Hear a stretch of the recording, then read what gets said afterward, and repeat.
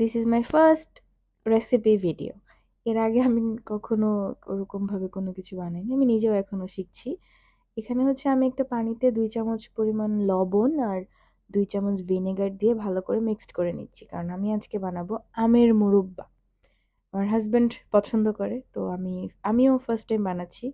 তো প্রথমে হচ্ছে আমি আমগুলো ভালো করে ছিলে ধুয়ে ওগুলোকে কাঁটা চামচ দিয়ে কুচি কুচি করে নিছি, মানে একদম যাতে আমের আটি পর্যন্ত গিয়ে হচ্ছে এটা লাগে এরকম ভাবে করে কুচি কুচি করে কয়েকবার পানি দিয়ে ভালোভাবে ধুয়ে এটাকে আমি হচ্ছে ভিনেগারের এই পানিটাতে ১-১.৫ ঘন্টার জন্য রেখে দিব।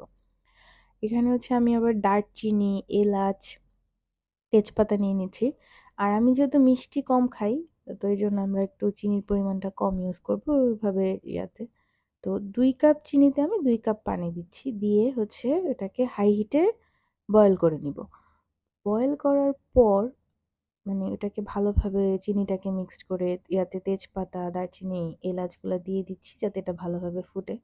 এটা ফুটে আসার পর আমি এগুলোর মধ্যে ওই যে আমগুলাকে ওই ভিনেগারের পানি থেকে, এখানে হচ্ছে আমগুলাকে ৮-৯ ঘন্টা রাখলে ভালো হয়। কিন্তু আমার কাছে যেহেতু সময় কম ছিল এজন্য আমি কম রাখছি।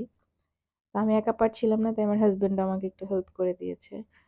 আর এখানে চিনির পানিটা ফুটে আসছে, হাই হিট রেখে আমগুলো দিয়ে দিচ্ছি। মানে প্রথমে হচ্ছে হিটটা হাই থাকবে, তারপর আমগুলো দেওয়ার পরে কয়েকবার ফুটার পর আহ, চুলার আঁচটা হচ্ছে একদম লো করে দিয়ে তারপরে আস্তে আস্তে এটাকে বয়েল করতে হবে যতক্ষণ পর্যন্ত আমগুলো সিদ্ধ না হয়ে যায়। এন্ড দেন হালকা হাতে নাড়া দিতে হবে যাতে আমগুলো ভেঙে না যায়।